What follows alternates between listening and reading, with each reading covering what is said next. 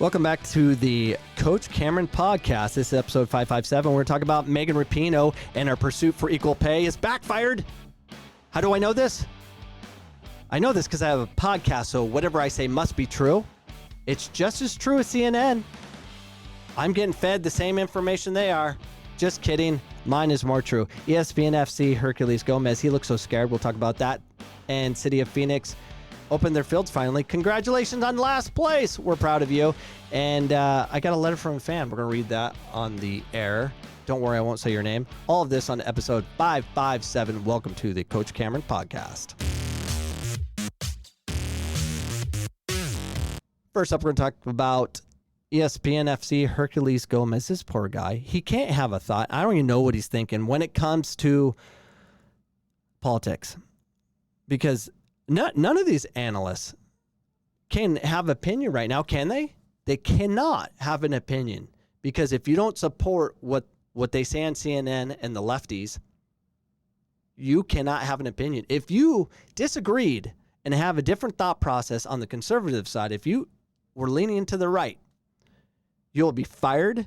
Not only will you be fired, they'll find your wife or your family and they'll look into their life and try to end them, and then as they beat you down and you have a slow death, kind of like Delroy, what's his name, the Real Salt Lake owner, that poor guy. He apologized and they said, sell your teams, sell my teams, and I'm going to apologize. It's not good enough because they're going to go after him forever. They're going to kick him repeatedly, and he knew this, and he goes, I'm out. Smart guy. Yeah, he got out. Cut your losses. It's kind of like stock market. Oh, I want to hold on to Tesla stock, but I got to get out. Got to read the trends. I don't do the stock market. My family does. I watch them kill it. I don't even know what they're talking about. I don't even know how to even go on. I guess I YouTube it and figure it out. I probably should have done it. I always feel like you shouldn't. I'm always late to the party on that. Whatever. The world's coming to an end very soon, so I'm good. I don't need any stock. Neither do you. So, yeah, this ESPN FC Herculez Gomez, and by the way, I played against him a couple times, and the one I remember was in San Diego or LA. I think he was playing for San Diego Lasers or LA Lasers. I forget who we were playing at the time, and we played up there. I scored 2 goals. We won 2-0. So suck that, Herculez. Yeah, I was fit too back then. Ripped.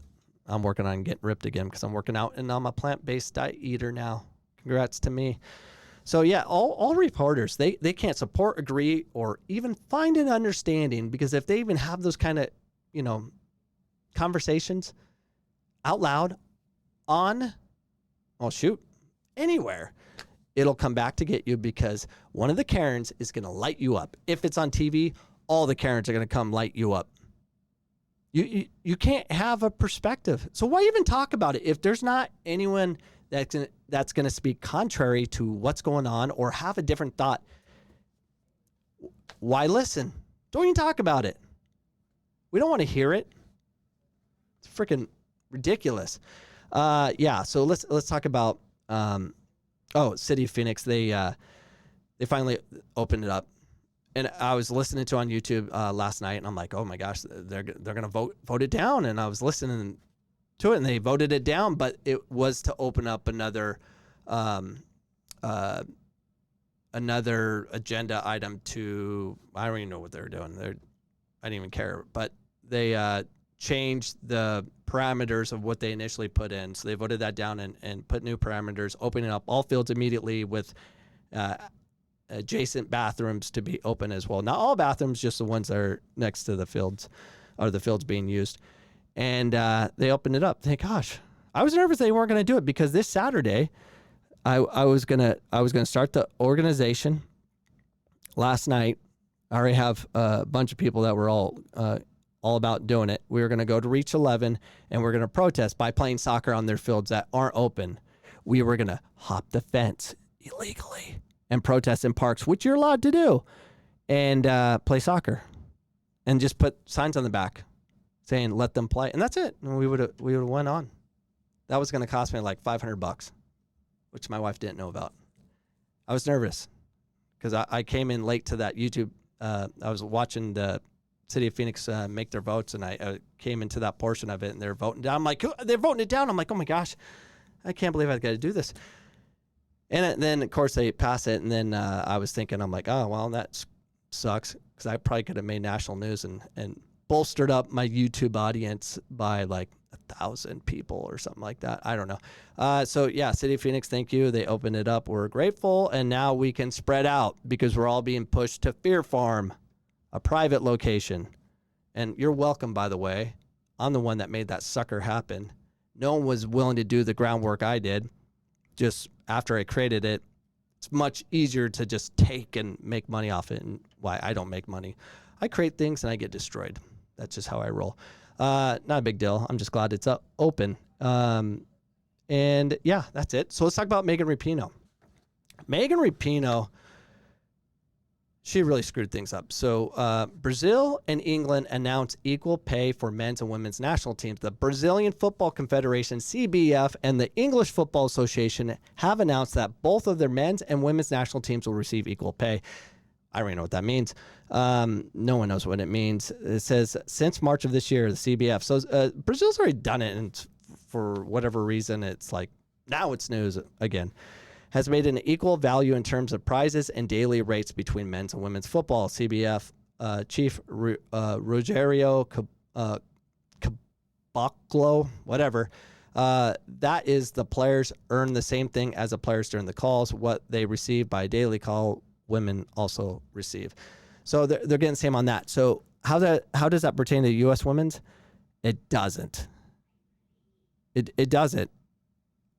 This is big for Brazil. That's a big pay increase for them because it wasn't too long ago they were basically fundraising to even get on a plane to participate with the Brazilian national team.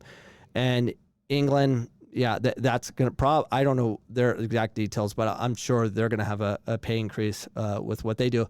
But it's all contingent on how they do. Well, Brazil, they're only going to do better, but at least they're getting them paid. Now, a lot of this is attributed to Megan Rapinoe throwing a fit over here in America because we are the news capital of the universe in the United States. What we do, everyone does because it's crazy.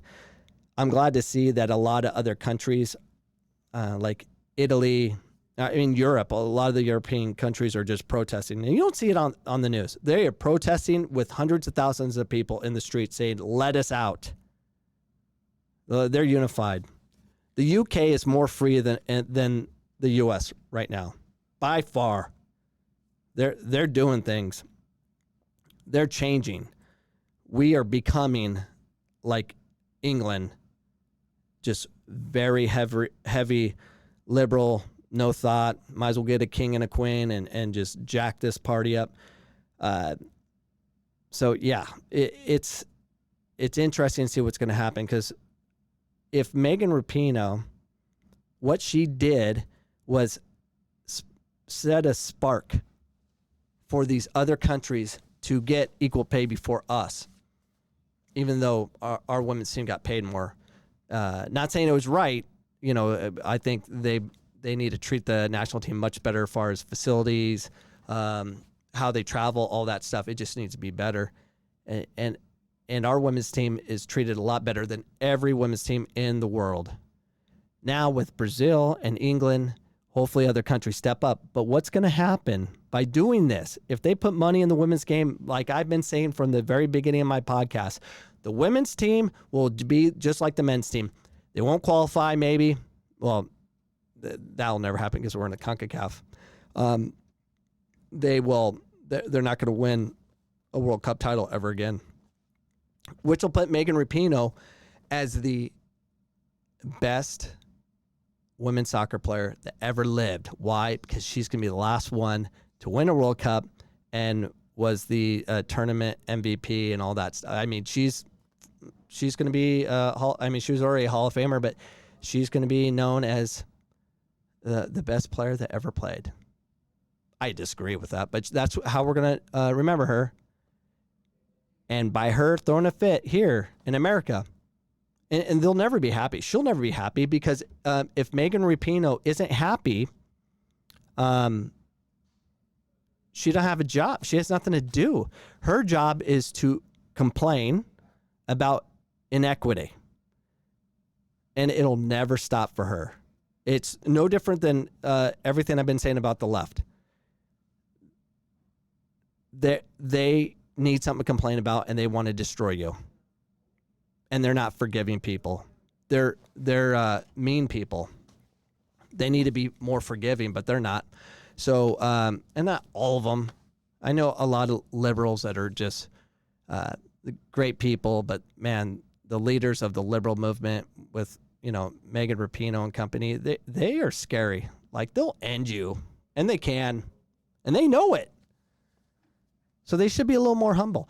So it is what it is. But what Megan Rapinoe did do for the rest of the world was actually good. Getting money for the women's teams across the world just to try to compete with the U.S. is going to put us at major risk. It's guaranteed that when these playing countries develop their teams, we're done, and they can do it right away. It's guaranteed they can do it right away because in countries where they play, like Spain, Brazil, they're going to get the top athletes in addition to the technique. We're screwed. How do I know this? The men's.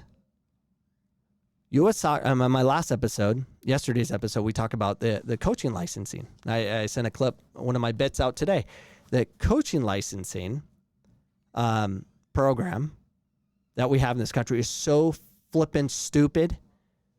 It's all about making the coaches feel good about themselves, putting some beautiful training session together and make sure they hit all the progression points so they can get the A license, and the parents are all, woohoo, good job, coach. And it takes everything away from the player because it's about the coaches and appeasing the parents versus educating the parents and letting our kids play. We're screwed. And we always think, we're just one coach away from really winning a national title or a World Cup or whatever. A lot of countries say that. And that's a problem. That's not smart. It's very silly. And we got issues, major issues. So Megan Rapinoe, congrats. You were a spark plug, but now you're not going to be playing the next World Cup. But these poor girls in the U.S. that are, they're screwed because they're going to play real talent. We're not technical enough. Technique will eventually take over. And we need to fix our coaching system, which it's too much about the coach. And it needs to be more about player identification and finding the best players early and developing them and not worrying about can they pay. I could talk about that all day. But we're going to talk. I had a letter from a fan. Coach Cameron, I found your podcast last summer, and it has been the best source of information and humor about the state of club soccer in our country. Our family has followed your advice, and we have taken our daughter's development into our own hands. Good job. She has grown so much just by watching your YouTube videos, playing pickup soccer games and futsal. Her technique skills have gone through the roof. She loves the game now more than ever and watches soccer all the time. Tear. Do you see the tear coming down my face for my YouTube watchers? We thought about not putting her in club soccer this fall, but she wanted to be on a team and compete. She went to a social distance tryout for a coach that is one of the best at focusing on true player development instead of wins. Smart play. See what she said? She said that they went to club soccer, but went to find a coach. Always find a coach over a club. The club can't help you. A coach can. You can find that right coach. There's a lot of good coaches out there. It's not there. It's like finding a unicorn. They're out there. That's probably a bad analogy. Anyways, after the tryouts, he came up to us and said her technique and technical ability was amazing for a 12-year-old. He asked if she trains with anyone, and we simply said she spends 2 to 3 hours a day on her own training in our turf room that we built in our basement. Jeez Louise. I want one of those. I got a turf one in my backyard, but I'm in Arizona, and it's flipping hot, so it's not being used much right now. It goes on to say the coach told her or told my husband and I that is the best thing we could have ever done and that she should keep it up. Thank you for your podcast and all your information that you share. My daughter has the true love of the game back, and she knows that she is in control of her soccer dream, not some league, club, or coach. Can you please share your soccer stat sheet with me that you talked about in your podcast in episode 551? Would love to incorporate those into her games and give her some information. Best regards. Yes. As soon as I'm done here, I'll send it to you tonight. And thank you for that message. I've gotten like maybe I think 8 or 9 emails, just thanking me for a different opinion. Going back to what we talked about earlier, we have to have a difference in opinion. You need someone to fight against the system so they can get better and they can be challenged. You need to have that kind of discourse. But thank you so much for the email. I need emails like that. It keeps me going because obviously I don't get paid for this because my viewership is garbage. Actually, my audio is pretty good. I get it. I think I'm over 2,000 a day downloads. But YouTube, I suck. And I don't want to suck. So all my audio listeners, go subscribe to my YouTube channel. It's embarrassing. I mean, I had a couple go a little bit mini viral, but I suck on that. So listen to both. Listen to audio and then listen,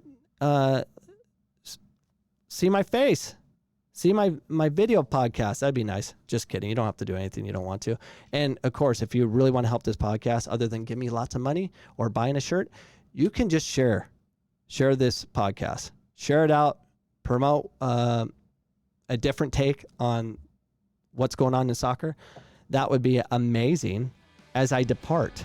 Thank you so much for being here.